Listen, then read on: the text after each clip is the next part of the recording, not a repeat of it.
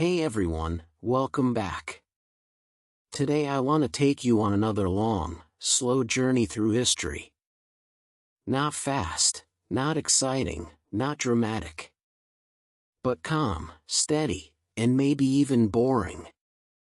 This time, we'll step into the medieval world. A world of cold winters, smoky huts, straw beds, and quiet survival. So get comfortable, relax your mind, and let's begin the story. The winter months in medieval Europe were long, dark, and often brutally cold. There were no electric heaters, no modern insulation, no central heating systems. Yet millions of ordinary people survived those winters year after year, century after century. Their methods were practical, slow, repetitive, and, by modern standards, quite boring. But boring details are the stuff of real history. In the countryside, most families lived in small wooden houses or huts built from timber, wattle, and daub. The roof was often thatched with straw. Inside, smoke from the hearth filled the room, because chimneys were rare in early centuries. A hole in the roof or wall might let some smoke escape, but much lingered, coating beams with soot. The smell of wood smoke was constant, clinging to clothes, bedding, and hair. Nights were long. In winter, darkness fell early, and light was limited to candles, rushlights, or the fire itself. People adjusted their sleep to the rhythm of nature. Without clocks, time was measured by the sun, the church bell, or simple habit. Often people slept in 2 shifts. They would go to bed shortly after dark, rise for a time in the middle of the night, sometimes to pray, sometimes to tend animals or fires, and then return to bed until dawn. This first sleep and second sleep pattern was common in pre-industrial Europe. Beds were simple. The poor often slept on straw mattresses, stuffed with reeds or hay. Wealthier families might have feather beds, but even then, blankets were limited. Wool was common, heavy and scratchy, but warm. Furs might be used if available. To stay warm, people slept close together. Entire families, and sometimes servants too, shared a single bed or sleeping space. Privacy was rare. Warmth was survival. Clothing doubled as bedding. People wore their woolen tunics or underclothes to bed, sometimes layering cloaks on top. Socks and caps were worn to keep extremities warm. A medieval nightcap was not just a literary image, it was practical, keeping heat from escaping through the head. Food also shaped survival. In winter, fresh produce was scarce. Families relied on preserved foods. Grains stored from harvest became bread or porridge. Salted meat, smoked fish, and hard cheese provided protein. Vegetables like cabbage, onions, and turnips stored well. Dried beans and peas added variety. Pickled foods, though simple, provided vital nutrients. Hunger was common. If harvests had failed, winter meant famine. People stretched what they had, mixing barley with acorns or chestnuts, baking coarse bread, or watering down ale. Malnutrition weakened many. The winter was not just cold, it was lean. Daily life was repetitive. Fires had to be tended constantly. Gathering fuel was endless work. In wooded regions, peasants collected fallen branches. Where forests were scarce, people burned peat, dung, or straw. A fire was central, heat, cooking, and light in one. Children huddled close, old people tried to stay warm, and life revolved around the hearth. Work did not stop. Animals still needed care. Cows, goats, and sheep were kept in barns or sometimes in the same building as people, their body heat adding warmth. Water had to be hauled, ice broken, tools repaired. Women spun wool, mended clothes, and prepared food. Men cut wood, fixed fences, or worked crafts. Winter slowed farming, but it did not bring idleness. Religion structured time. The church calendar marked feasts and fasts. Christmas, Epiphany, and Candlemas punctuated the season. Fasting meant less food on some days, even in scarcity. Prayers and rituals gave meaning to hardship. The wealthy lived differently. In stone castles or manor houses, fires blazed in great halls. Servants carried fuel. Lords wrapped themselves in furs, slept on feather mattresses, and dined on preserved meats, imported spices, and wine. Yet even castles were cold. Drafts blew through windows. Ice formed on walls. People still shivered, huddled near fires, and layered clothing.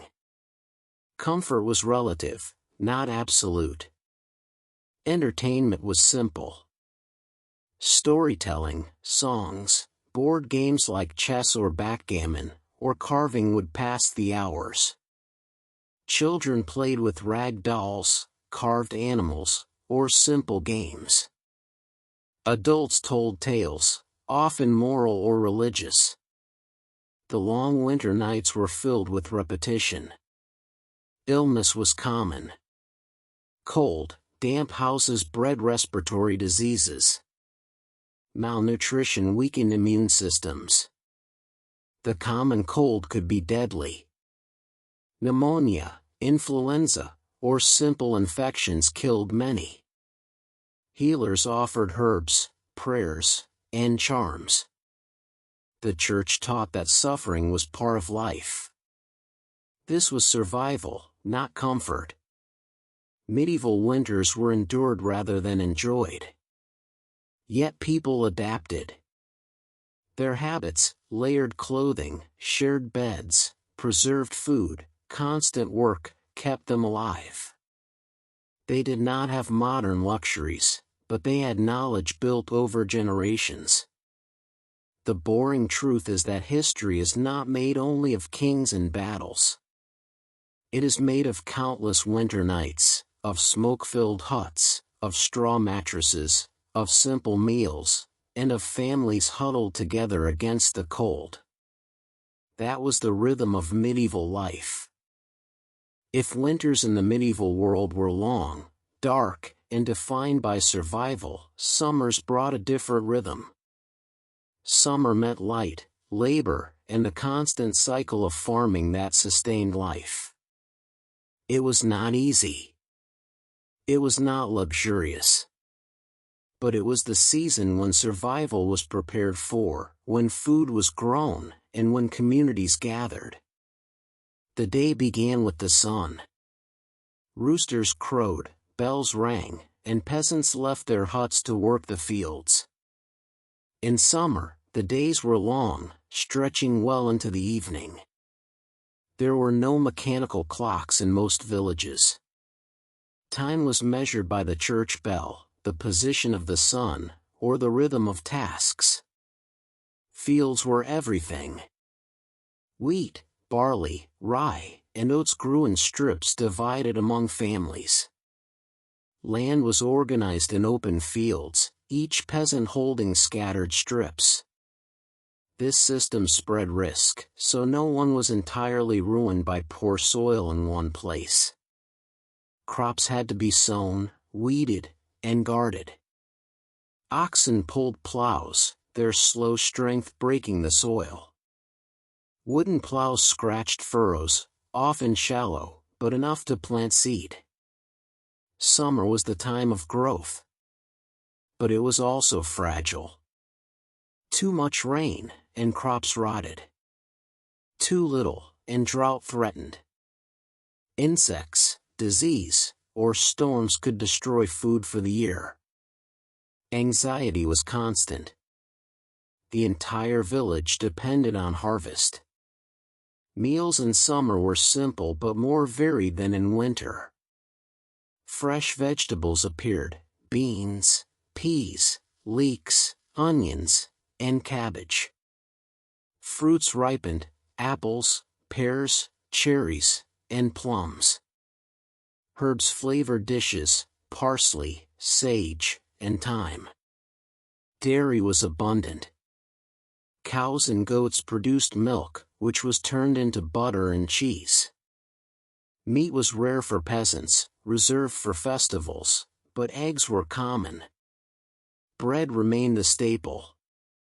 Baked in communal ovens, loaves fed entire families. Ale was brewed constantly, safer than water in many places. Children drank weak ale, called small beer. Water came from wells or streams, but contamination was frequent. Work was endless. Men and women labored together. Women tended gardens, cared for animals, and joined in fields. Children worked too, scaring birds, carrying water, gathering wood. Few tasks were done alone. Farming was collective, bound by custom. Animals were vital.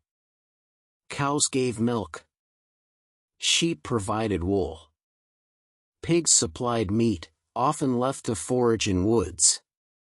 Chickens produced eggs. Horses were less common, expensive to maintain. Oxen were the main beasts of burden, patient but slow. Clothing in summer was lighter, but still wool. Linen was worn underneath, cooler against the skin. Tunics and dresses were simple, often patched.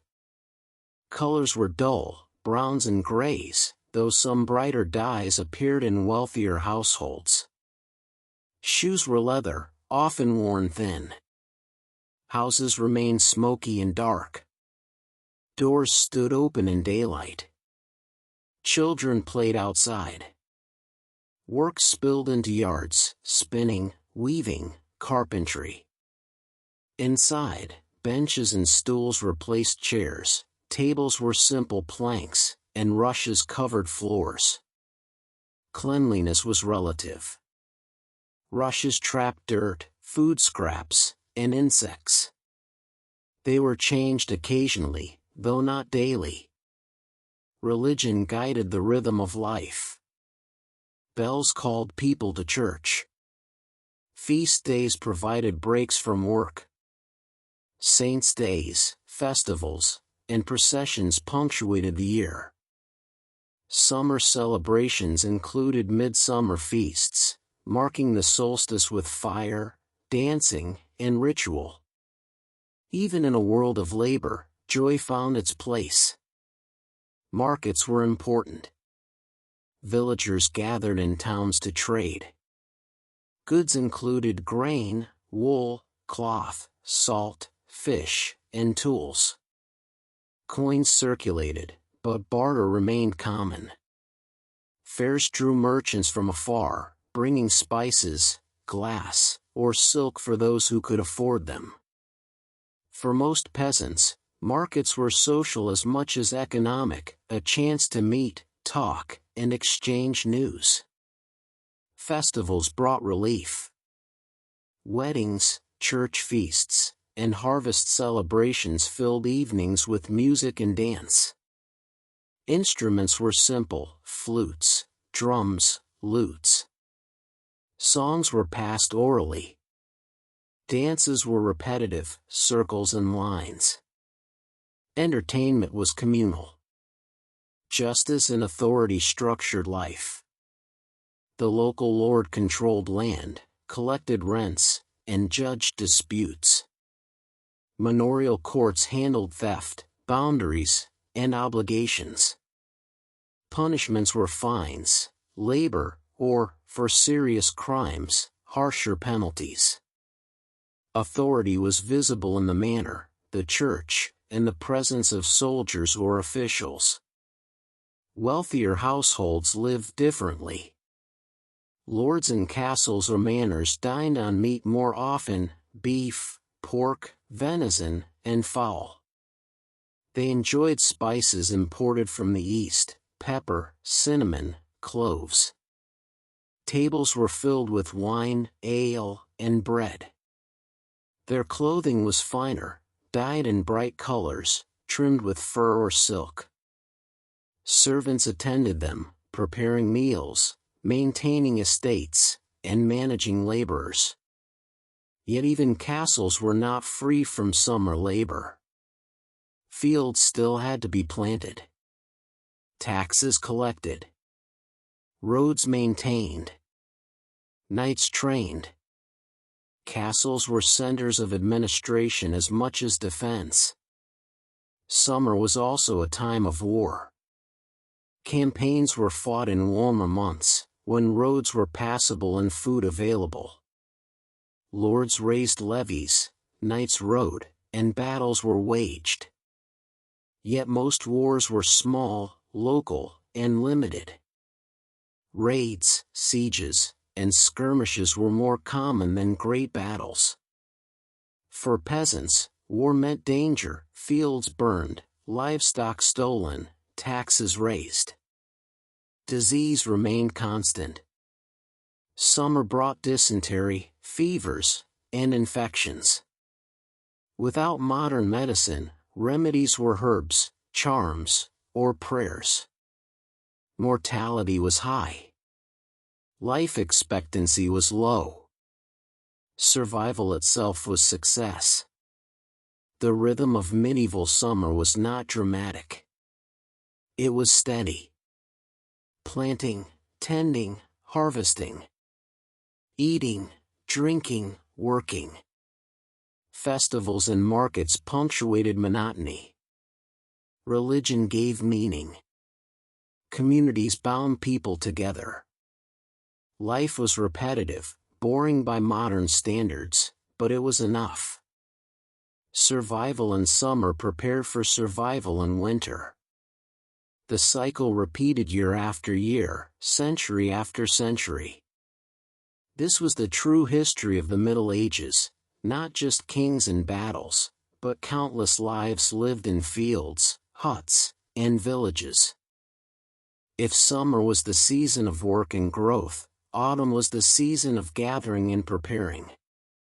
In the medieval world, the harvest was the center of the year. Every family, every village, every manor depended on it.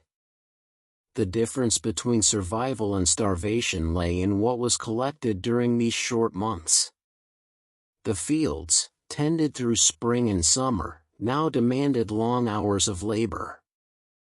Wheat, rye, barley, and oats were cut by hand with sickles or scythes. Men, women, and children all worked together. Bundles of grain were tied into sheaves, then stacked to dry. Threshing followed, separating kernels from straw, done with flails on wooden floors. It was repetitive, exhausting, and noisy. Dust filled barns, coating workers with chaff. But every swing of the flail meant food. Bread remained the staple. Once grain was stored, it was ground into flour. Villages often depended on a lord's mill. Peasants were required to grind their grain there, paying a portion as tax.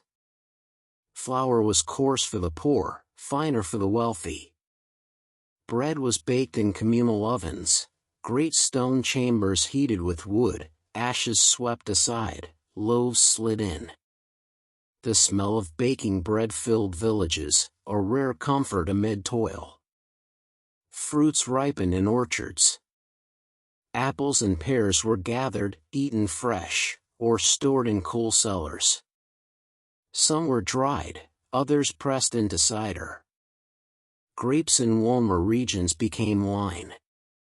Plums and cherries might be preserved. Nuts were collected, hazelnuts and chestnuts adding calories through winter. Vegetables were pulled from gardens. Onions, leeks, turnips, and cabbages stored well, packed in pits or cellars. Beans and peas were dried. Herbs were hung from beams. Preservation was essential. Salted meat, smoked fish, dried fruit, these carried people through months without fresh food. Animals were slaughtered in autumn.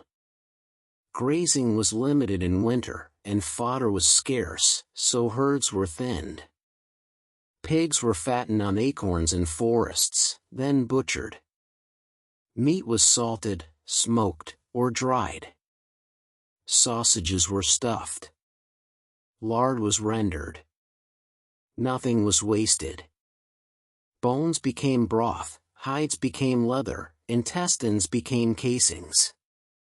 Fairs and markets marked the season. After harvest, surplus goods were traded. Cloth, salt, tools, and spices moved along roads. Pilgrims traveled, merchants bargained, jugglers and minstrels performed.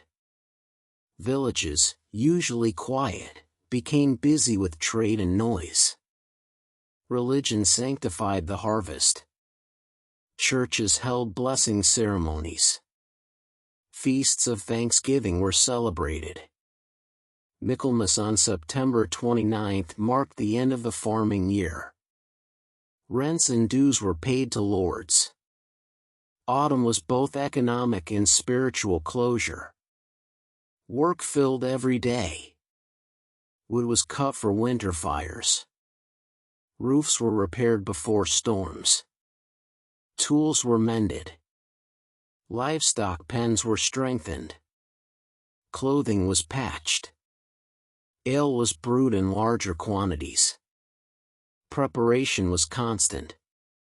Winter was coming, and all knew its hardship. The wealthy held great feasts. Lords gathered vassals, displayed power, and dined on game, fowl, and wine. Music played, jesters performed, and halls were lit with torches. Yet even castles prepared.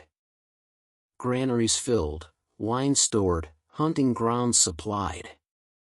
Beneath the feasting lay anxiety. If harvest failed, no wealth could prevent shortage. For peasants, harvest was relief but also pressure. A good year brought enough grain, meat, and vegetables to last. A bad year meant fear. Famine could come quietly, with smaller loaves, watered ale, and empty stores. Families remembered lean years and prayed for abundance. Weather was decisive. Rains delayed harvest, rotting crops. Frost destroyed fruits. Storms ruined stores. The margin between plenty and hunger was thin. Communities shared, but charity had limits. The poor begged, monasteries gave alms, but survival was uncertain. Autumn nights grew colder. Smoke rose from chimneys. Families gathered around hearths, storing, drying, and salting. Children learned to help, carrying wood, shelling nuts, stirring pots. Work was communal. Knowledge was passed down. The cycle repeated year after year. Planting in spring, tending in summer, harvesting in autumn, surviving in winter. The rhythm was ancient, steady, and relentless. Autumn was the hinge of the year. It was the time of plenty, of festivals, of trade. But it was also the time of fear, when the shadow of winter grew long. For medieval people, boring details, how much grain was stored, how much wood was cut, how many animals survived, meant everything. Kings and battles mattered less than sheaves of wheat, barrels of ale, and salted pork hanging in smokehouses. This was the true heart of medieval life. Not glory, but harvest.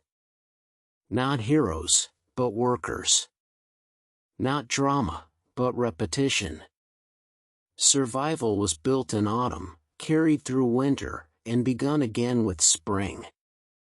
Winter returned every year, as certain as sunrise.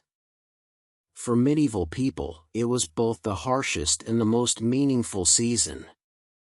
Hardship was guaranteed: cold houses, thin food, sickness, and long nights.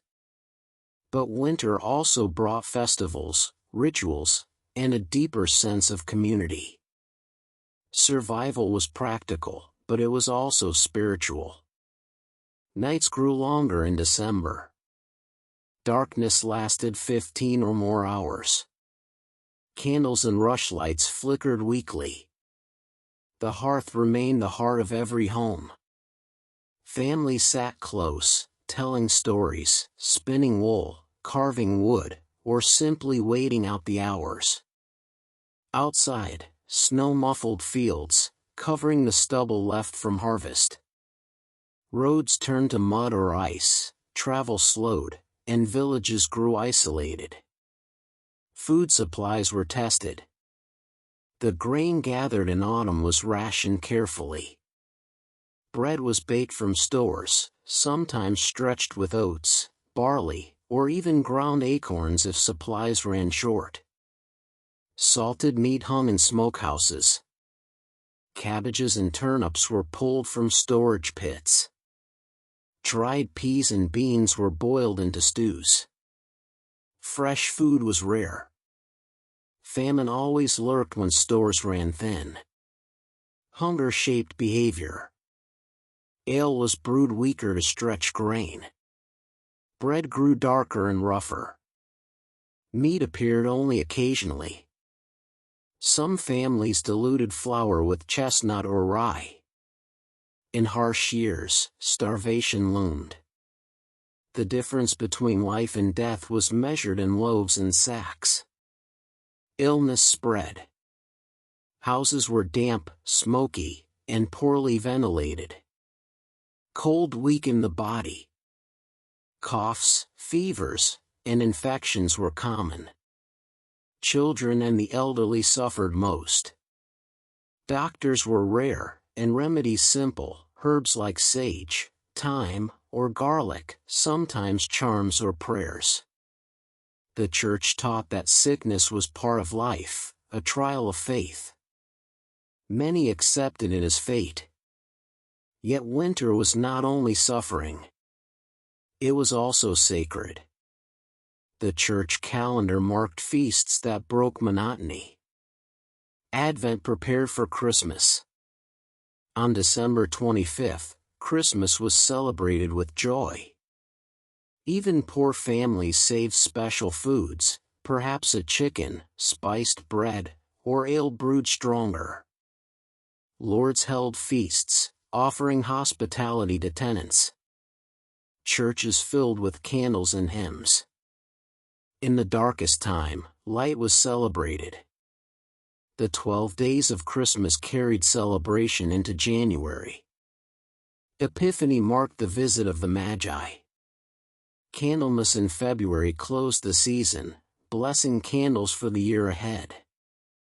These rituals gave structure, reminding people of divine order in a harsh world. Community mattered. Villagers shared when possible. Neighbors helped mend roofs, tend fires, or nurse the sick. Charity was praised. Monasteries gave alms and fed the poor. Lords, too, were expected to show generosity during feasts. Survival was collective, not only individual. Winter also tested endurance and labor. Animals still needed care. Cows had to be milked, sheep tended, pigs fed. Wood had to be chopped, water hauled, paths cleared. Work shifted indoors, spinning wool, weaving cloth, repairing tools, making candles. Nothing was wasted. Time itself was a resource to prepare for the next year. Stories-filled evenings. Tales of saints, heroes, or folklore entertained children. Songs were sung, prayers recited, memories passed down. Winter was a season of oral tradition, where knowledge and culture survived in words as much as deeds. The wealthy endured with greater comfort. In castles and manors, fires burned in great halls. Servants carried wood. Lords dined on game, venison, wine, and spices. Entertainment included music, jesters, and tournaments when weather allowed. Yet even stone walls were cold. Drafts cut through chambers, frost gathered indoors, and clothing was layered heavily. Winter did not spare anyone fully. Symbolism was strong. Winter represented death, hardship, and testing. Yet it also promised renewal. The Church preached that suffering would end, as Christ brought salvation and spring would return.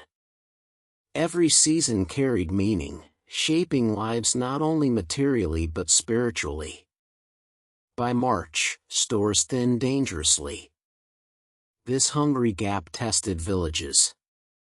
Old grain was nearly gone, livestock grew lean, and fresh crops were not yet ready.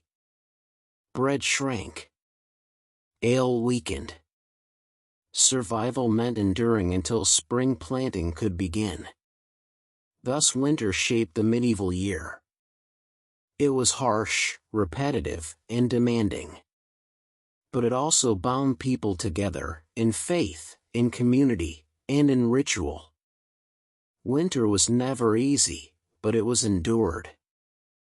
When people today imagine the Middle Ages, they often picture kings, knights, or battles. But most of medieval life was far quieter, slower, and more repetitive. The reality for millions of peasants, craftsmen, and townsfolk was not excitement but routine.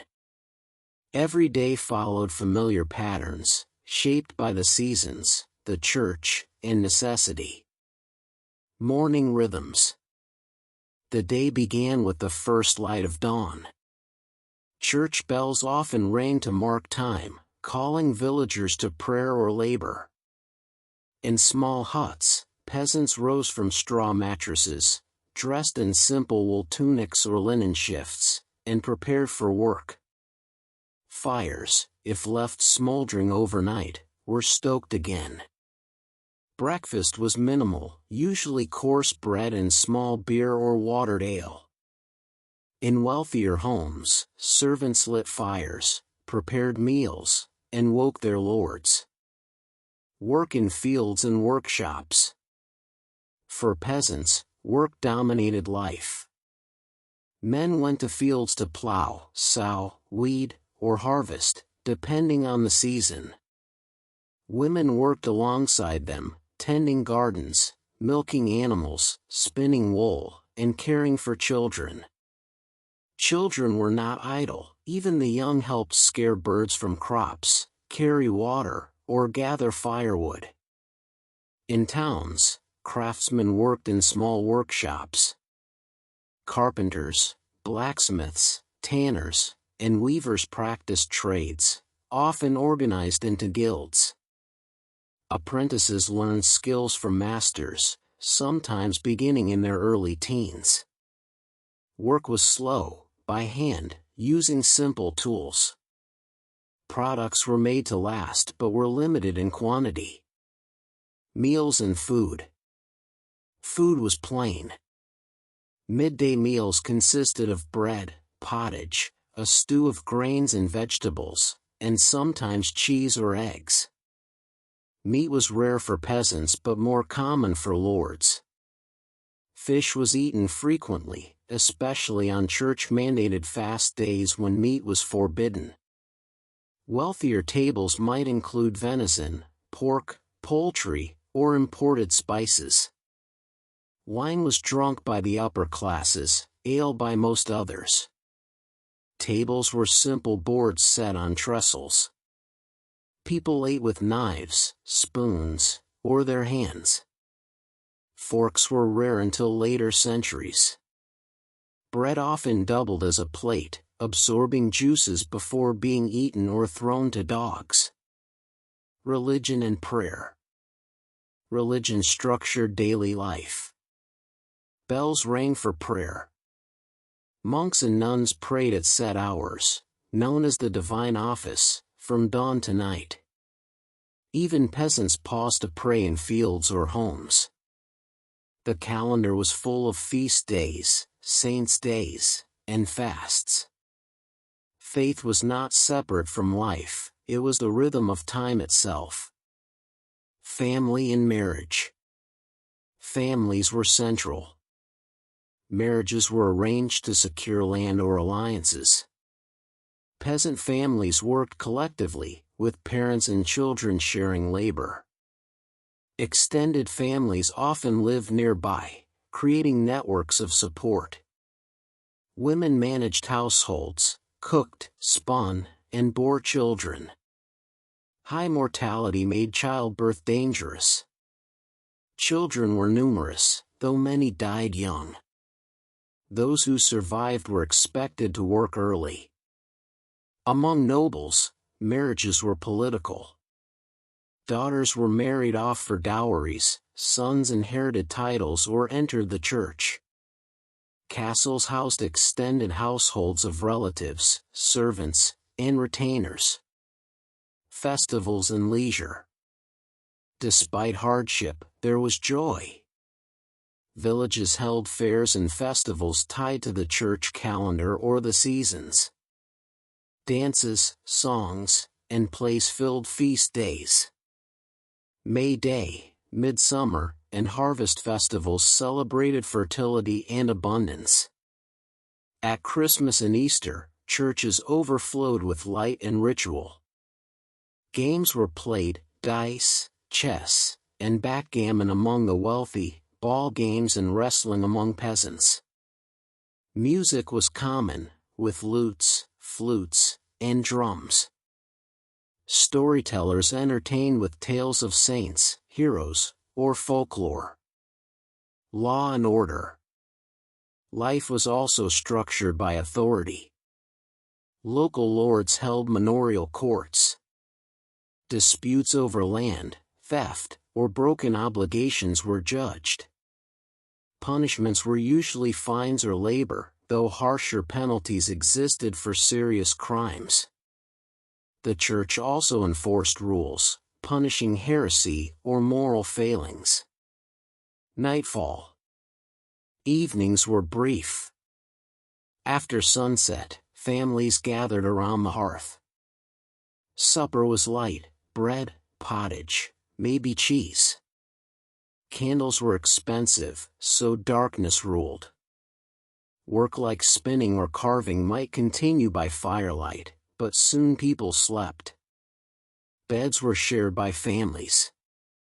Wealthier homes had separate chambers, but privacy was rare. Nobles and lords. Nobles lived differently but not without hardship. They managed estates, collected rents, and commanded knights. Castles offered protection but were drafty and cold. Feasts displayed wealth, meat, wine, music, and entertainment. Yet lords also bore responsibility, expected to defend vassals and uphold justice. Monks and nuns. In monasteries, life followed strict order. Bells rang for prayers, work, and meals. Monks copied manuscripts, tended gardens, brewed ale, or taught. Silence was often required. Discipline was harsh but gave stability. Monasteries preserved knowledge and provided charity to the poor. The rhythm of boredom. The truth of medieval life was repetition. Work, prayer, meals, and rest, repeated day after day. Festivals broke the monotony, but survival demanded routine. Kings and battles mattered little compared to bread on the table, wood for the fire, and health through the winter. It was boring by modern standards, but it was life for millions across centuries. And in that boredom lay endurance. In the medieval world, childhood was brief, uncertain, and very different from what we imagine today. Babies were born into smoky huts or drafty halls, and their first challenge was simply survival. Many did not live to see their 5th birthday. Disease, hunger, and accident claimed countless lives, and so families often had many children, knowing that not all would reach adulthood. Baptism came quickly, often within days, because parents feared that an unbaptized child might die without blessing. Those who survived infancy entered a life of work very early. A child of 7 was not sheltered from responsibility but drawn into it. Boys were sent to the fields with their fathers, to herd sheep, carry water, or guard crops from crows. Girls stood by their mothers, learning to spin wool, to cook, to fetch firewood, and to tend younger siblings. Childhood was not seen as a separate stage. It was simply the beginning of labor, a smaller body doing smaller tasks, but always part of the family's survival. Education for most was not found in books but in daily repetition. A boy learned how to handle a plow by holding the reins. A girl learned bread making by standing near the oven. Yet for a few, especially those in towns or noble families, letters and numbers were taught. Monks in monasteries trained boys to read Latin, to copy prayers, and to sing hymns. Noble children had tutors, teaching them manners, scripture, and sometimes history. A boy destined for knighthood began as a page, serving in a castle, carrying trays, and learning courtesy. Later he became a squire, training with weapons, caring for horses, and following his lord into battle. Play was not absent, though it was simple. A child might roll a hoop down a dirt lane, chase a ball of leather, or swing sticks like swords. Girls carried dolls made from cloth or carved wood. Festivals brought music, jugglers, and laughter. Around the hearth in winter, children listened to stories, tales of saints, heroes, or foolish animals. Play ended quickly, as work always returned. By 12 or 14, the line between childhood and adulthood disappeared. Girls could be married, often by arrangement, their lives bound to new households. Boys were apprenticed to trades, sworn into service, or sent to fields. Life was short, so adulthood came early. A 14-year-old boy might already fight in war, a 15-year-old girl might already be a mother. And yet within this harshness, there was warmth. Children's voices echoed in fields, laughter broke through silence, and games filled the pauses between chores. Childhood was not carefree, but it was not joyless either.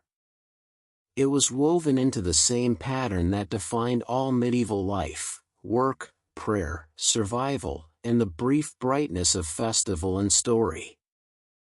Medieval towns were noisy, crowded, and alive with smells, sights, and sounds. Unlike the open fields of the countryside, towns were clusters of narrow lanes, timbered houses leaning over cobblestones, and markets that pulsed with trade. People came together here not just to sell and buy, but to live in a rhythm very different from village life. At dawn, the town stirred with activity.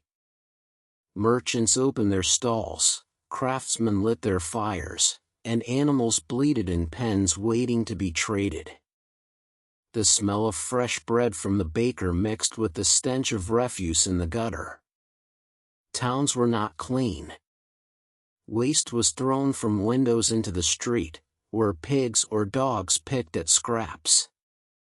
Water came from wells or rivers, often polluted, so ale and wine were safer to drink. Workshops lined the streets, blacksmiths hammering iron, tanners curing hides in strong-smelling pits, weavers spinning and dyeing cloth. The sound of tools never ceased.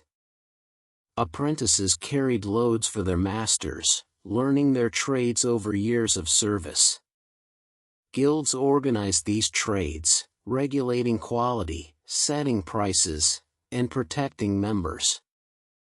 Belonging to a guild gave pride and stability, but also obligation. The marketplace was the heart of town life. Stalls sold grain, meat, fish, cloth, spices, and pottery.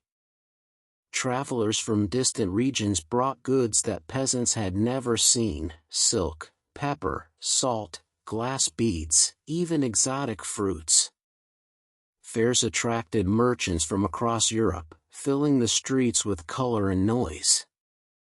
For peasants from nearby villages, market day was a rare chance to see a wider world.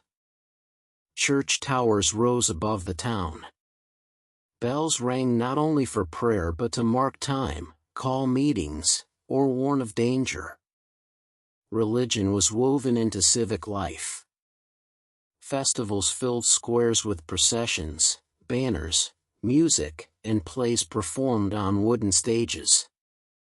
In times of crisis, plague, fire, or famine, people crowded into churches seeking comfort. Towns were also places of danger. Fire spread quickly through wooden houses. Disease traveled fast in crowded lanes. The Black Death of the 14th century cut down entire towns, leaving streets silent and houses abandoned. Yet survivors returned, rebuilt, and life went on. For children, towns offered more sights and diversions than villages. They played in alleys, chased dogs, or watched craftsmen at work. For the poor, begging was common. For the wealthy, education and trade opened paths to status. A merchant's son could rise higher than a peasant ever dreamed, though fortunes could fall as quickly as they rose. At night, curfews were announced. Gates were closed, and watchmen patrolled with lanterns. Inside houses, families gathered around firelight, eating bread, cheese, and stews. Stories were told, songs were sung, and the day's noise faded into darkness. Medieval towns were never quiet for long. Carts rumbled, hammers struck, bells rang, and voices filled the air. They were places of opportunity and risk, wealth and poverty, joy and sickness. Life here was no less repetitive than in villages: work, food, prayer, and rest, but it was faster, louder, and always crowded with people. A castle in the Middle Ages was more than a fortress. It was a home, a court, and a symbol of power. Rising above the countryside, its stone walls and towers could be seen from miles away. For peasants, the castle meant protection in war and authority in peace. For nobles, it was the center of their world. At dawn, the castle stirred awake. Servants moved through cold corridors, carrying buckets of water, sweeping rushes from the floor, and stoking fires that had burned low during the night. The great hall, the heart of the castle, filled with light from tall windows and torches. Here, the lord met with advisors, heard disputes, and dined with his household. Life for nobles was not idle. A lord managed estates, collected rents, and ensured loyalty from vassals. He trained in arms, rode horses, and prepared for war. His knights practiced with sword and lance in the courtyard, their armor clanking with every movement. Hunting was both sport and necessity, filling storerooms with venison and boar. Hawking, with falcons swooping after prey, showed both skill and wealth. The lady of the castle had her own responsibilities. She managed the household, oversaw servants, and ensured supplies were stocked. She might embroider fine cloth, teach daughters to read prayers, or arrange marriages that secured alliances. In times of her husband's absence, she even commanded defenses, giving orders to soldiers and stewards. Meals displayed wealth. At midday, the hall filled with long tables. Nobles ate roasted meat, spiced dishes, fresh bread, and sweetened wine. Servants carried trenchers, thick slabs of bread that served as plates, while minstrels played music. Etiquette was strict. Nobles sat higher, ate first, and expected courtesy. Yet even in castles, food was preserved with salt, and drafts blew through chambers. Comfort was relative. Children of nobles grew up in this world of order and duty.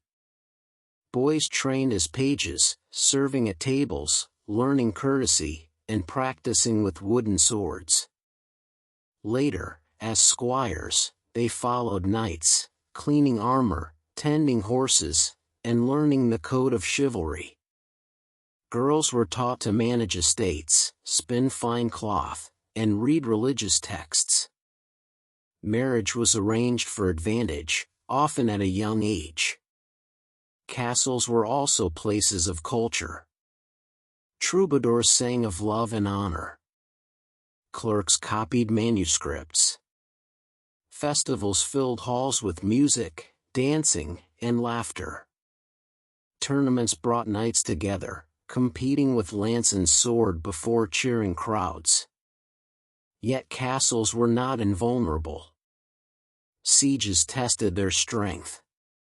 Enemy armies surrounded walls, cutting off supplies. Archers loosed arrows, while catapults hurled stones. Defenders poured boiling water or pitch, dropped stones, and held fast behind battlements. Months of hunger could force surrender. For peasants outside, the castle was both protector and oppressor. It offered refuge in war, but it also demanded taxes and labor. Its shadow reminded them of authority, as much a part of life as the church or the seasons. Night in the castle was quieter. Gates were locked, torches flickered in corridors, and nobles retired to chambers hung with tapestries. Fires burned, but chill seeped through stone. Servants slept on floors or in small rooms. Watchmen paced the walls under the stars. A castle was never still for long.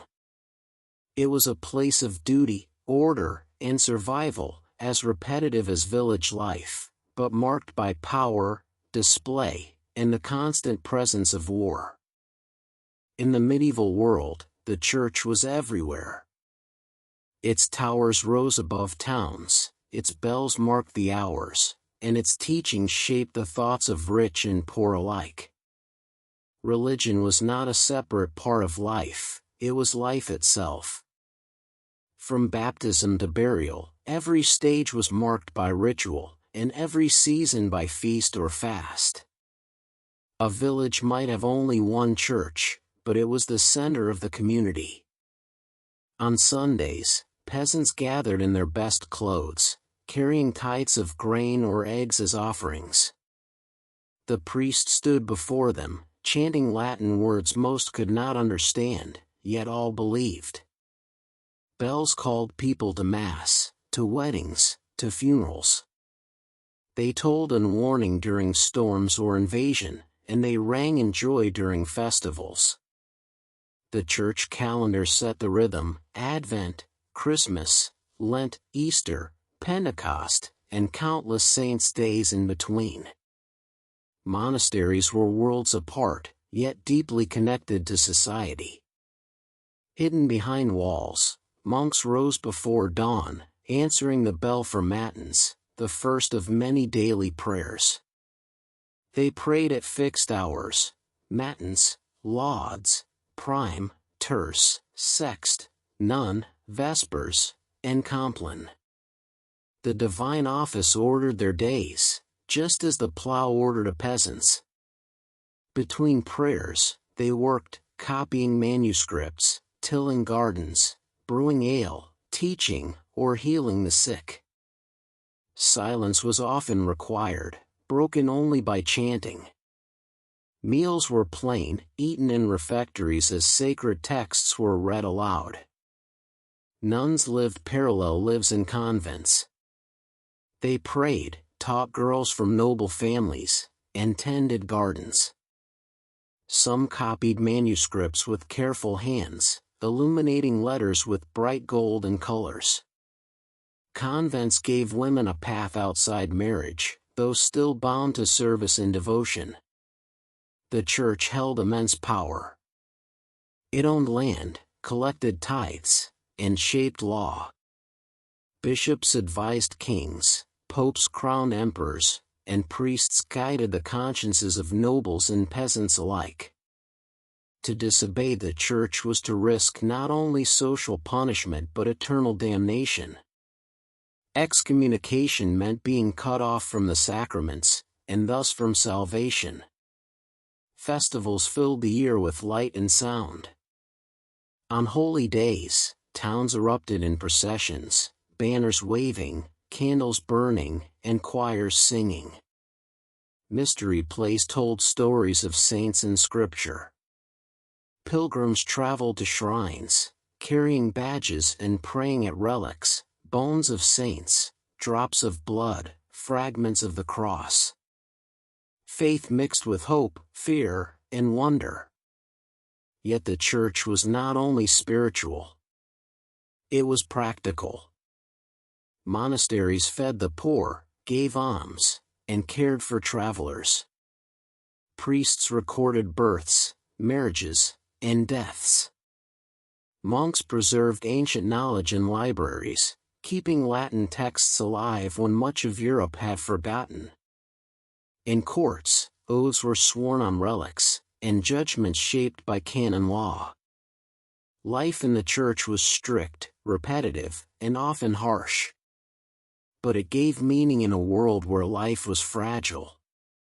Disease, famine, and war threatened constantly, and the Church offered order, promise, and eternity. At night, monasteries grew silent again. Candles burned low, monks lay on straw beds in cloisters, and bells waited to toll for the next prayer before dawn. In villages, peasants whispered prayers before sleep, crossing themselves in smoky huts. The rhythm continued, day after day, century after century, binding lives to faith, and faith to survival. The 14th century was a time of shadow. For centuries, life in Europe had followed its steady rhythm: planting, harvest, prayer, and feast. But then came famine, war, and plague, breaking that rhythm in ways no one could ignore. The first blow was hunger. In the early 1300s, years of heavy rain ruined crops. Harvests failed, animals died, and granaries emptied. The Great Famine of 1315 to 1317 left fields barren and bellies hollow. People ate bark, grass, or even the flesh of animals that had starved. Villages shrank, and countless lives were lost.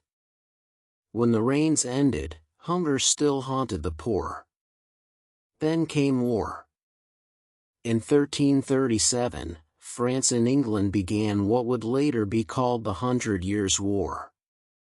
Armies marched across fields, burning villages, stealing grain, and taxing peasants. For farmers, the war meant not only destruction but uncertainty. 1 year a field was theirs, the next it lay under enemy banners. But worse than famine and war was the pestilence. In 1347, ships brought it to Europe, a sickness unseen before. The Black Death spread with terrifying speed. Buboes swelled under arms and in groins. Fevers burned.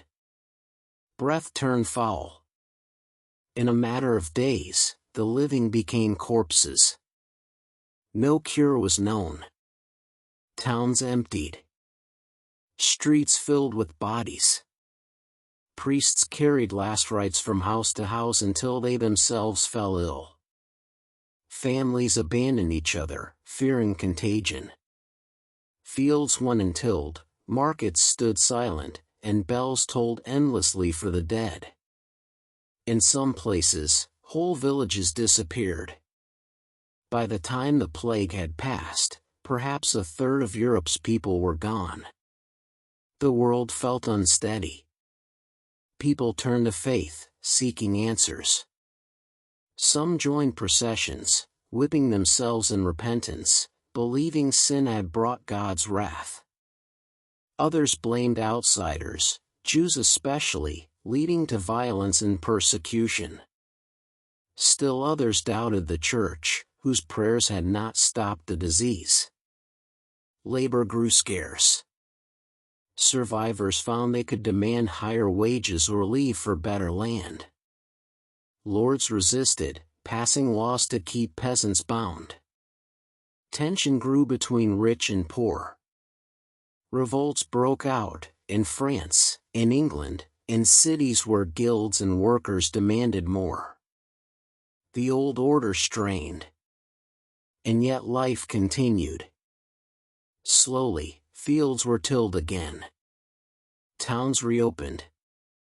Children were born. Festivals returned.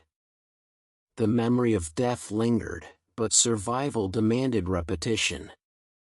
Bread still had to be baked, wool spun, prayers said. The 14th century was a century of crisis, hunger, war, plague, and revolt. It showed how fragile life was, and how quickly order could collapse. But it also showed resilience. Those who lived carried on, and from ruin came change. After centuries of darkness, war, and plague, a new light began to shine across Europe. It was not sudden, like the rising of the sun, but slow and steady, like dawn creeping across a long night. This light was called the Renaissance, the rebirth of learning, art, and curiosity. It began in Italy, in cities like Florence, Venice, and Rome. Merchants grew rich from trade, and with wealth came a desire for beauty and knowledge. They built palaces, sponsored artists, and collected books. The old ruins of Rome stood around them, arches, columns, statues, and people began to wonder what wisdom lay buried in the past. Artists painted with new skill. They studied the human body, light, and perspective, making pictures that seemed alive. Churches glowed with frescoes, palaces filled with portraits, and books showed drawings of inventions never seen before. Sculptors carved marble into lifelike forms, bringing stone to life with detail and grace. Writers rediscovered ancient texts. Monks had preserved Latin, but now Greek returned too. Scholars read Plato, Aristotle, and Cicero. They asked new questions about man, nature, and God. Humanism grew, a belief that human life had dignity, that man could learn, reason, and create. Science stirred as well. Astronomers charted stars, questioning old maps of the heavens. Physicians studied the body more closely. Inventors sketched machines, from flying devices to war engines. Curiosity replaced fear, though superstition still lingered. The printing press, invented in the mid-1400s, spread knowledge like never before. Books, once copied by hand and rare, became cheaper and more common. Ideas moved across borders, carried by merchants, scholars, and pilgrims. Knowledge no longer belonged only to monks or nobles, it reached students, merchants, and even some artisans. Nobles and kings embraced the change. They hired artists to paint their portraits, scholars to teach their children, and architects to build grand palaces. The church too joined in, commissioning vast works of art to glorify God. Cathedrals soared, domes rose, and cities became galleries of beauty. Yet the Renaissance was not only beauty. It was also power. Rich families, like the Medici of Florence, used wealth to control politics and culture.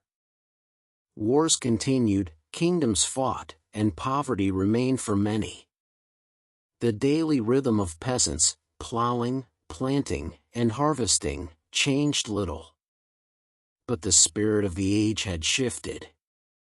Minds opened, and eyes turned to the possibility of more. For those who lived through it, the Renaissance was both ordinary and extraordinary. A child still carried water to fields, but he might also hear of new books, new maps, or new discoveries. A merchant sold cloth, but he might also buy a printed Bible. An artist painted an altarpiece, but in the faces of saints he showed the life and sorrow of real people. The Renaissance was not the end of hardship. Plague returned, wars raged, and hunger did not vanish. But it was a change in vision. The world was no longer seen only as a place of trial before heaven, but also as a place worth studying, painting, and celebrating. It was the dawn of modern life. From the Renaissance would come exploration, reform, and discovery, the next chapters of history.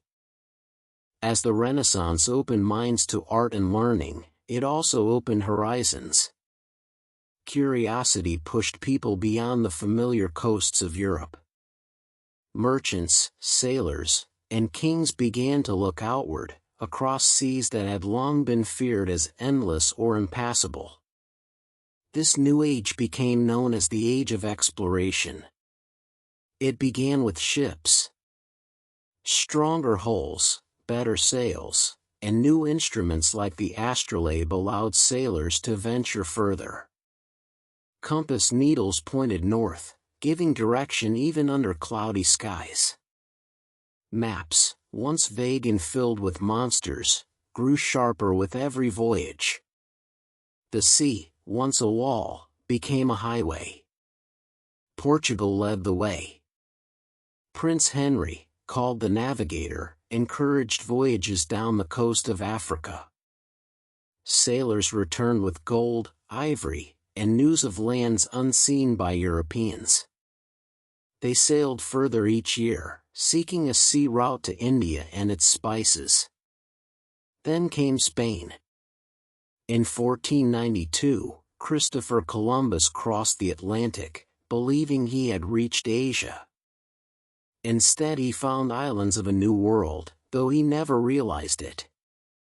Soon more ships followed, explorers like Amerigo Vespucci, whose name would be given to the continents, and Ferdinand Magellan, whose crew sailed around the globe. The discoveries were breathtaking. Lands unknown to Europe stretched vast and full of life. New plants, animals, and peoples were encountered. Potatoes, tomatoes, maize, and cacao crossed the ocean into European fields and kitchens. In return, wheat, horses, and cattle sailed westward. The world was being connected, piece by piece. But exploration also brought conquest. Spanish conquistadors marched into the Americas, toppling empires like the Aztecs and Incas. Gold and silver poured into Europe, enriching kings but enslaving thousands. Disease traveled too. Smallpox, measles, and influenza swept through native populations, killing millions. The meeting of worlds was not equal, and for many it was disaster. In Africa, trade in goods soon turned to trade in people. The transatlantic slave trade began, binding human lives in chains and carrying them across the ocean to labor in colonies. The age of exploration brought wealth to Europe, but suffering to countless others. Yet for those in Europe, horizons had expanded beyond imagination. Sailors returned with tales of far-off islands, spices that burn the tongue, and maps filled with strange coastlines. Curiosity burned brighter. Knowledge grew. The world was no longer a patchwork of local villages and kingdoms, but a globe to be measured, mapped, and mastered. Life for peasants at home changed slowly. They still plowed, prayed, and harvested. But the goods of exploration touched their lives in small ways. Sugar sweetened bread, tobacco reached villages, and stories of far-off wonders drifted into taverns. The wider world had begun to press into even the most ordinary routines. The age of exploration was not only a time of ships and maps. It was a turning point, when the world first became connected across oceans. It carried both promise and pain, wonder and destruction. And it laid the path for the centuries that would follow, an age of empires, science, reform, and revolution. For centuries, the Church had stood as the center of European life. Its bells marked the hours, its priests guided souls, and its rituals shaped the rhythm of the year. But by the 16th century, cracks began to show. Wealth and corruption spread through high offices, indulgences were sold for money, and many felt that the true spirit of faith had been lost. Out of this unease rose a movement that would shake Europe to its foundations, the Reformation. It began with a monk named Martin Luther. In 1517, he nailed his 95 Theses to the church door in Wittenberg, challenging the sale of indulgences and questioning the authority of the Pope. His words spread like fire, carried by the new printing press. Ordinary people read his arguments, and many felt the same. Why should salvation be bought? Why should priests stand between man and God? Luther's call inspired others. In Switzerland, Ulrich Zwingli preached reform. Soon John Calvin added his voice, teaching that God's will determine salvation. Across Europe, new ideas spread, that Scripture should be read in local languages, that faith alone saves souls, that the Church must be stripped of corruption. The reaction was fierce. The Catholic Church condemned heresy, excommunicated reformers, and launched its own counter-reformation. New religious orders, like the Jesuits, rose to defend faith and educate the faithful. The Council of Trent reaffirmed tradition, banning abuses but rejecting Protestant claims. The conflict was not only spiritual, it was political. Princes and kings saw advantage in choosing sides. Some supported Protestantism to free themselves from Rome's authority and seize church lands. Others clung to Catholic unity, fearing division. Europe split along new lines, and faith became a battlefield. Wars of religion followed. In Germany, the Peasants' War erupted, fueled partly by hopes that reform would bring freedom from feudal dues. In France, Catholics and Huguenots clashed in brutal massacres. In England, Henry VIII broke from Rome, declaring himself head of the Church of England, reshaping worship to suit his crown. For ordinary people, the Reformation changed daily life. Mass was spoken in familiar tongues instead of Latin. Hymns were sung by whole congregations. Images were torn from some churches, leaving bare walls. In others, relics and candles remained, defended fiercely. Families argued, neighbors divided, villages split. Faith, once shared, became a line of conflict. Yet through turmoil, literacy grew. More people learned to read so they could study the Bible themselves. Pamphlets and sermons spread ideas faster than ever before. The printing press, silent yet powerful, carried voices across borders and sparked debates that could not be silenced. The Reformation was not the end of faith, but the reshaping of it. The church that had once seemed unshakable was forever changed. Europe would no longer be united in a single faith, but divided into many, each with its own truth, its own rituals, and its own vision of God. The Reformation was upheaval. It brought hope for some, fear for others, and war for many. Yet from its storm came a world where belief could be questioned, where authority could be challenged, and where faith became a matter not just of tradition, but of choice. The 16th and 17th centuries brought not only religious upheaval but also a quiet, powerful revolution of the mind. For centuries, people had explained the world through scripture and tradition. The heavens turned around the earth, sickness came from imbalances of humors, and truth was found in ancient texts. But slowly, scholars began to question, to test, and to observe. This questioning grew into what we now call the scientific revolution. It began with the stars. For generations, the universe was thought to be geocentric, Earth fixed at the center, with sun, moon, and planets circling in perfect spheres. Then came Nicholas Copernicus, a Polish astronomer, who suggested a daring idea: the Earth itself moved around the sun.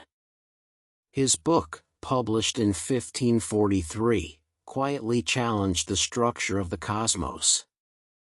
Others followed.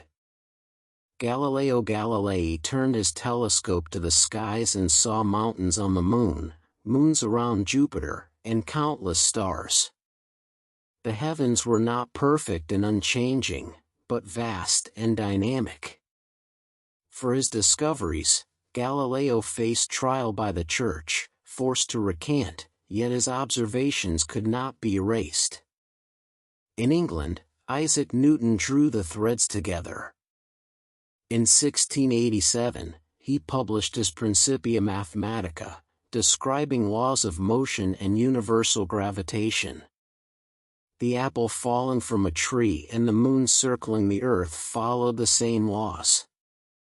The universe was not mystery alone, it was order, written in the language of mathematics. Science touched more than the skies. Andreas Vesalius dissected the human body, publishing detailed drawings that corrected ancient errors. William Harvey showed how blood circulated through veins and arteries, pumped by the heart. Francis Bacon urged that knowledge should be gained by experiment, not only by reading. René Descartes argued that doubt and reason were the paths to truth. This revolution was not loud, but it reshaped thought. Knowledge shifted from authority to evidence, from tradition to testing. The printing press spread discoveries quickly, allowing scholars across Europe to debate, to correct, and to build on one another's work. Yet science did not replace faith, it coexisted, sometimes in harmony, sometimes in conflict. Many scientists believed they were uncovering the order God had placed in creation. Others found their discoveries challenged old doctrines. The tension between reason and belief became part of Europe's new identity. For ordinary people, changes were slower. Farmers still plowed, peasants still prayed, and healers still offered herbs and charms. But over time, medicine improved, navigation grew safer, and technology advanced. Telescopes, microscopes, and new instruments revealed worlds both vast and tiny. The scientific revolution was not just about discoveries. It was about a new way of thinking, a belief that the world could be measured, studied, and understood. It set the stage for modern science, technology, and industry. And as the 17th century ended, a new era began, the Enlightenment, where reason would not only explain the stars but also question kings, laws, and society itself. The 17th and 18th centuries brought with them a new kind of light, not only in the heavens or in laboratories, but in the minds of men and women. This age came to be called the Enlightenment, the Age of Reason, when philosophers, writers, and scientists began to question not only nature but also society, government, and belief itself. It was born out of earlier revolutions. The discoveries of Copernicus, Galileo, and Newton had shown that the universe followed laws that reason could uncover. If the heavens could be explained by mathematics, could not human life be explained by reason as well? The Reformation had broken the unity of the Church, proving that authority could be challenged. Now thinkers asked, could kings, traditions, and customs also be questioned? In coffeehouses and salons, in pamphlets and books, new ideas spread. Voltaire wrote against superstition and for freedom of thought. John Locke argued that governments must protect the natural rights of life, liberty, and property, and that rulers who failed could be resisted. Montesquieu studied governments and suggested the separation of powers, legislative, executive, and judicial, as a safeguard against tyranny. Rousseau declared that society was bound by a social contract, and that true authority came from the will of the people. The Enlightenment was not only about politics. Diderot and his collaborators created the Encyclopédie, a vast collection of knowledge, bringing crafts, science, and philosophy together in one work for all to read. Adam Smith wrote of economics, describing the wealth of nations and the invisible hand of markets. Immanuel Kant challenged readers to think for themselves, defining enlightenment as the courage to use one's own reason. Religion, too, was questioned. Some thinkers remained devout, but others embraced deism, believing in a distant creator who set the universe in motion but did not interfere. Superstition was attacked, miracles doubted, and reason placed above tradition. Yet the churches remained powerful, and many resisted these new voices. The ideas of the Enlightenment spread far beyond scholars. Pamphlets carried them to towns, sermons debated them, and rulers themselves were influenced. Some kings and queens styled themselves enlightened despots, embracing reforms, modernizing laws, encouraging education, easing religious persecution, while keeping firm hold of power. For ordinary people, change was gradual. Farmers still labored, peasants still struggled, and wars still raged. Yet schools expanded, newspapers grew, and literacy spread. More people could read, discuss, and imagine a world different from their own. The Enlightenment was both calm and dangerous. Calm in its reasoned arguments, its quiet discussions in salons, dangerous in its consequences, for ideas once spoken could not be silenced. These ideas would inspire revolutions, shaking thrones and rewriting the map of the world. The Age of Reason was not the end of history's struggles, but it was a turning point. It taught that the human mind could question, doubt, and change. It was a spark, and that spark would soon set the world aflame in revolution. By the late 18th century, the ideas of the Enlightenment were no longer just words in books or discussions in salons. They began to move into the streets, into assemblies, and onto battlefields. The belief that governments must serve the people, that liberty was a natural right, and that authority could be challenged, these ideas erupted in two great revolutions that shook the world, the American and the French. Across the Atlantic, 13 colonies stretched along the eastern coast of North America. For decades, they had lived under British rule, paying taxes and obeying laws passed by a distant king and parliament. But resentment grew. Colonists argued that without representation in London, they should not be taxed. No taxation without representation became their cry. Protests flared, pamphlets spread, and in 1776, leaders declared independence. The American Revolution was long and uncertain. Farmers took up muskets, fighting alongside soldiers against the world's most powerful empire. George Washington led armies through bitter winters and desperate battles. French aid, inspired by shared ideals, turned the tide. In 1783, Britain recognized American independence. A new republic was born, founded on principles of liberty, equality, and self-government, though still shadowed by slavery and limits on who could vote. News of the revolution echoed across Europe. In France, discontent was already rising. The people bore heavy taxes while nobles and clergy lived in privilege.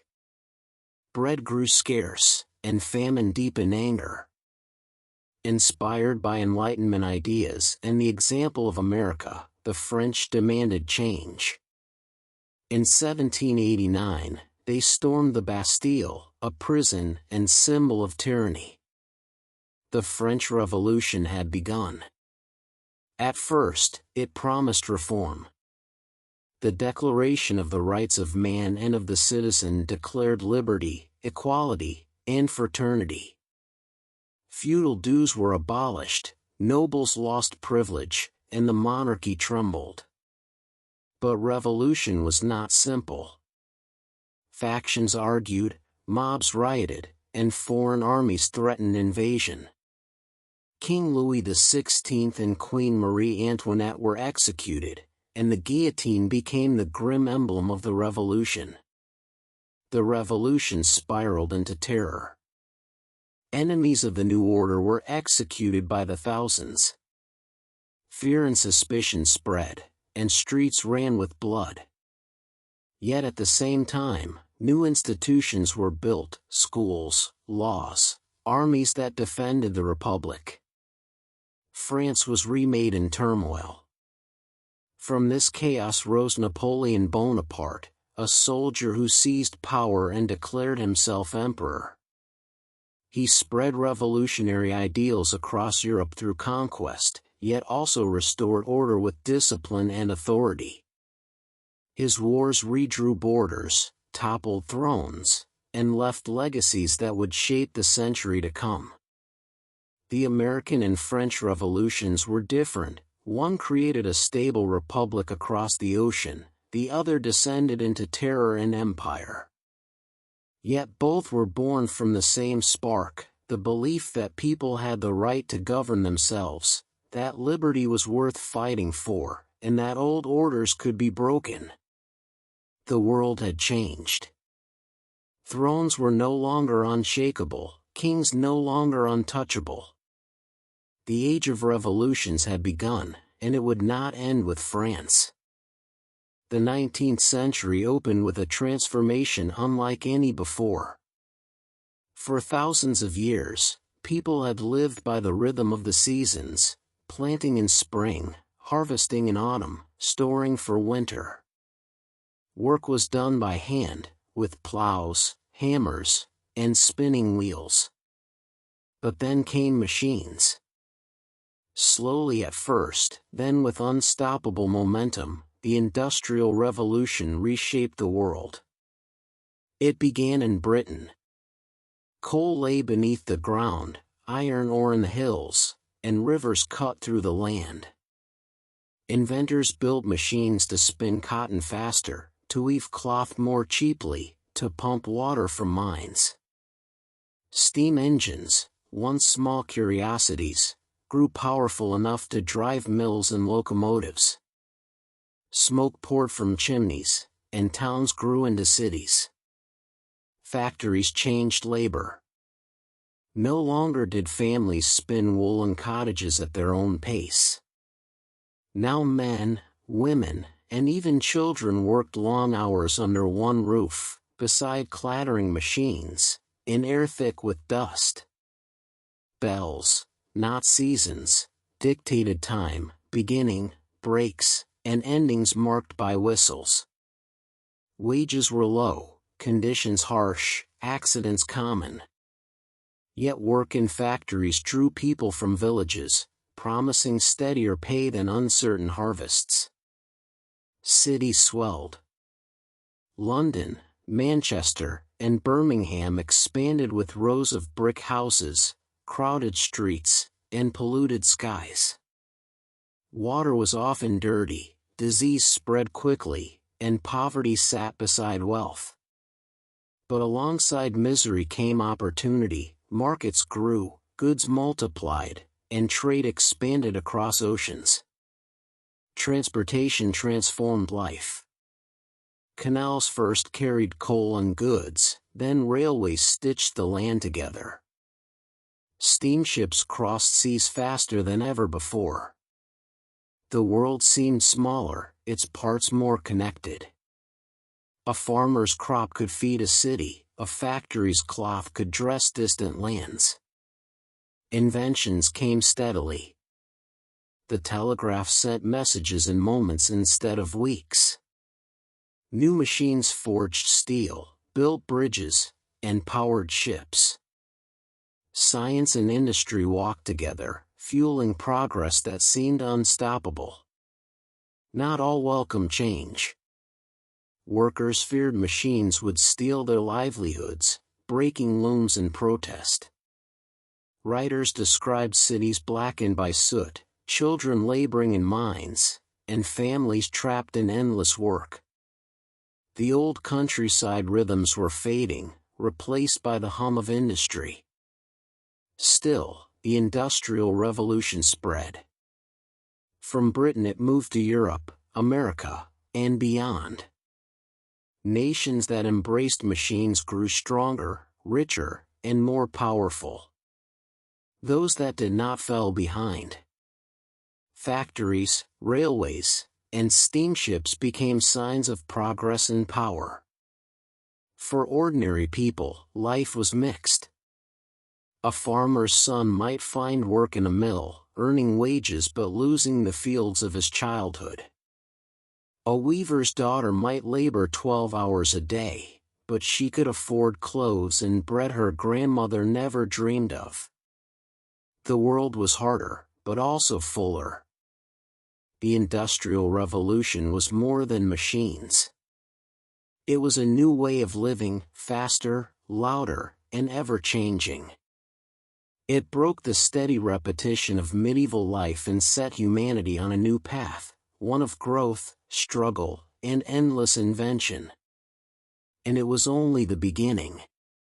The century ahead would bring reform, empire, and conflict on a scale the world had never seen. The 19th century did not belong only to factories and machines. It also belonged to empires, vast, sprawling dominions that stretched across continents and oceans.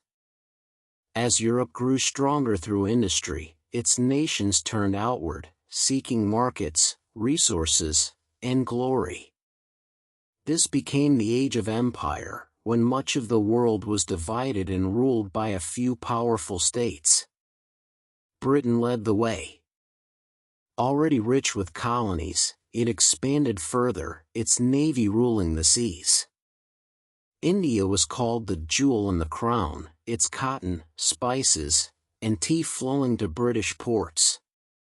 Africa and Asia felt the reach of British merchants and soldiers, their lands drawn into a global trade network. The Union Jack flew across oceans, marking ports, islands, and vast territories. France, too, built its empire across North Africa, Indochina, and islands scattered through seas. Belgium, small but ambitious, claimed the Congo, exploiting its people and resources with shocking cruelty. Germany and Italy, unified later, scrambled for colonies, carving up Africa in the race for power. The United States expanded westward, pushing across its continent, and later reached overseas, claiming lands in the Pacific and Caribbean. Even Japan, once closed to the world, joined the contest, building its own empire. The competition for colonies often led to conflict. The scramble for Africa saw European powers draw lines across maps, dividing lands without regard for peoples who lived there. Railways and telegraphs brought control, but also exploitation. Plantations grew cash crops, cotton, sugar, rubber, while mines extracted gold, silver, and coal. Indigenous populations were taxed, forced into labor, or displaced from ancestral lands. At home, empires were celebrated. Exhibitions displayed exotic goods, strange animals, and sometimes even people, shown as curiosities. Schoolbooks praised empire as a civilizing mission, claiming Europe brought progress to distant lands. But in truth, empire brought both railways and rifles, schools and shackles. It built connections, but also deep wounds. For those under imperial rule, life changed quickly. Traditional economies collapsed as land was seized for plantations. New laws, new rulers, and new borders disrupted old ways. Missionaries spread Christianity, while local religions were suppressed. Resistance flared, sometimes in battles, sometimes in quiet defiance, but empires, armed with modern weapons, usually prevailed. Yet empires also connected the world. Goods, ideas, and people moved further and faster than ever before. A dress in Paris might be sewn from Indian cotton. A railway in Africa might be built with British steel. A soldier from Australia might fight in a European war. The world grew tighter, though not equal. By the late 19th century, empire was a mark of prestige. To rule colonies was to be powerful. But beneath the pride lay tensions. Rivalries between empires sharpened, as nations competed not only for trade but for dominance. These rivalries would one day explode into world war. The Age of Empire brought grandeur for some, suffering for many, and change for all. It was expansion without limit, power without pause. And though it seemed eternal, it too would face its breaking point in the fires of the 20th century. By the dawn of the 20th century, Europe was a continent bristling with pride and rivalry. Empires stretched across the globe, industries thrived, and armies grew larger every year. Alliances were made in secret, promises written in treaties, and weapons stockpiled in arsenals. Beneath the confidence of progress lay tension, waiting for a spark.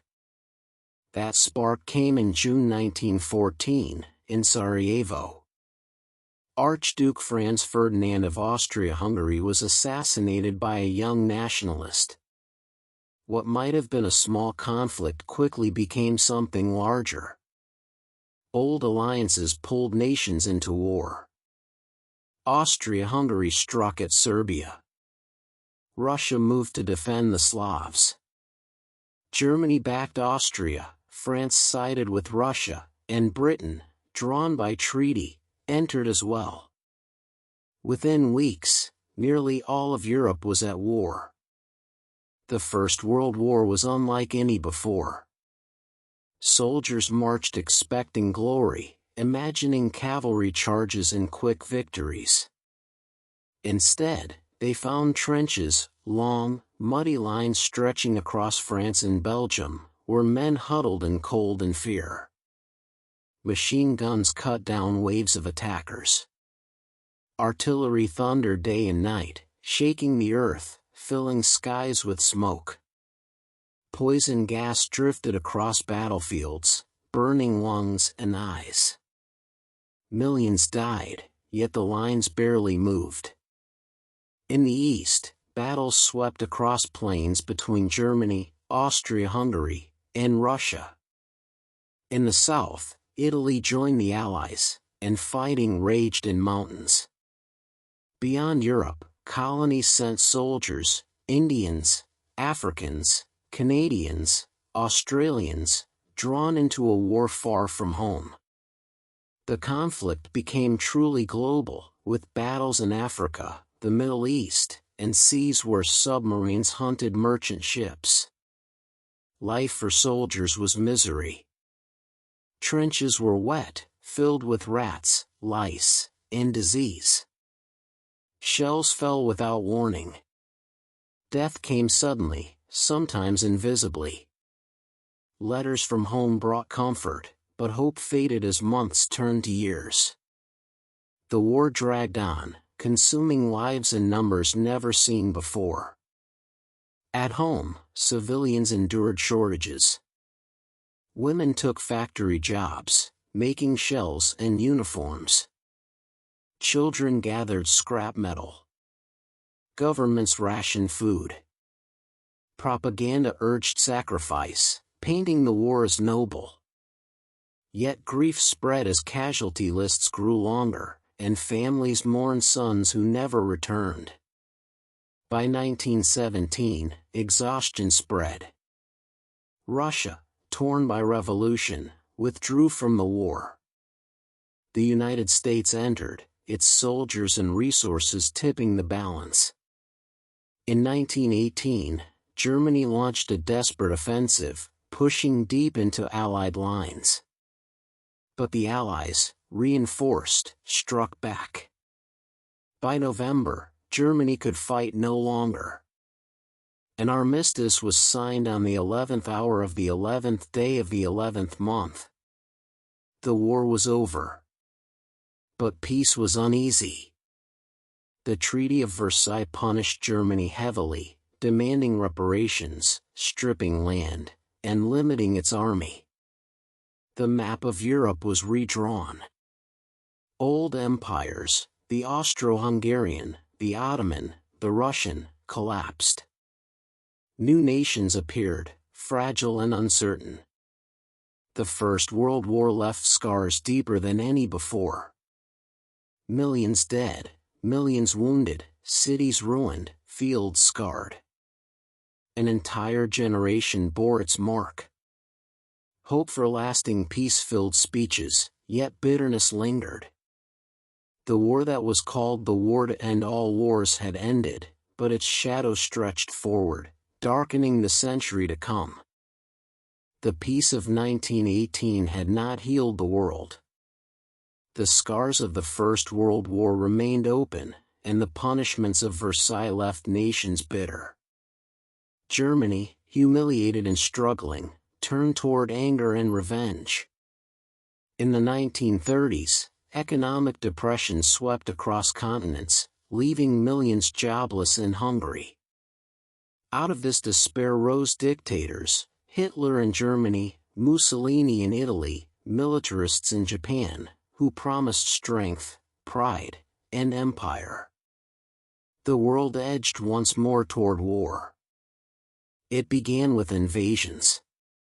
Japan struck China, Italy marched into Ethiopia, and Germany defied treaties, rebuilding armies and seizing lands. In 1939, Hitler invaded Poland. Britain and France declared war. Once again, Europe burned.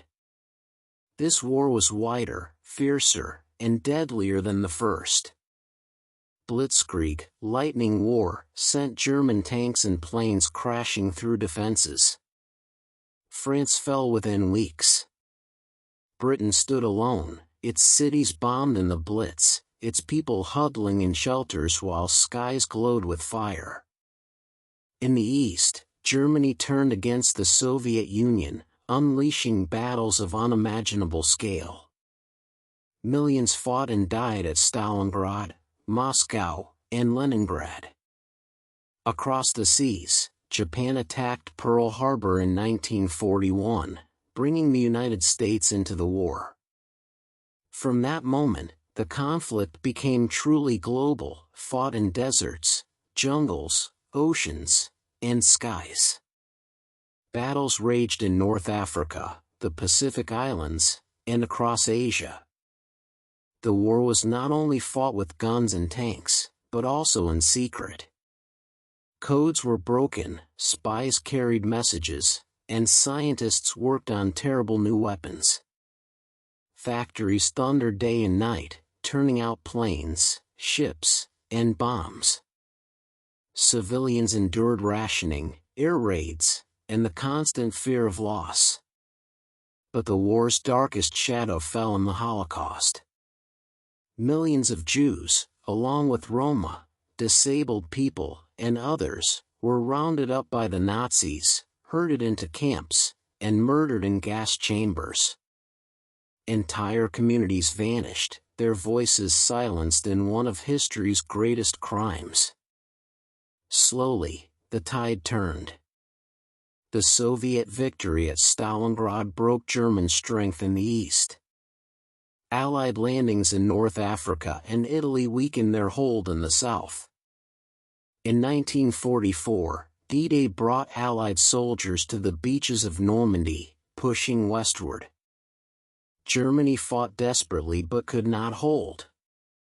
In 1945, Hitler died in his bunker, and Berlin fell. Europe was free, but shattered. In the Pacific, battles on islands like Iwo Jima and Okinawa cost thousands of lives.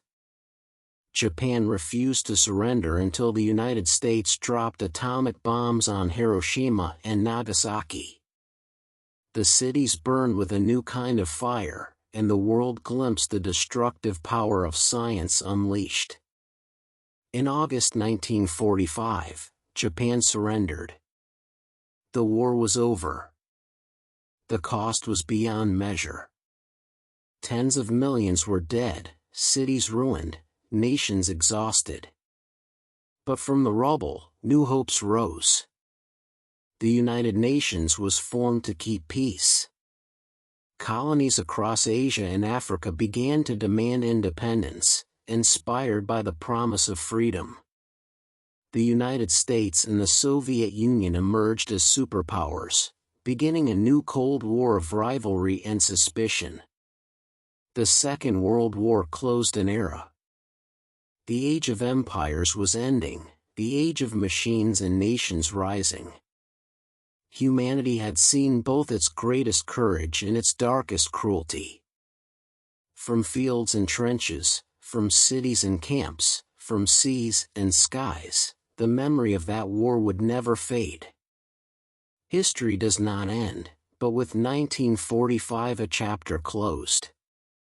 The story of kings and empires, of peasants and factories, of revolutions and wars, had carried humanity from medieval huts to the edge of the atomic age. The rhythm of survival, food, faith, and work was still there, but the world had changed forever. The boring history of centuries, told in cycles of labor and conflict, had led to a modern age of new fears and new hopes. And though the story goes on, the old world, with its castles, plows, and empires, was gone. A new history had begun.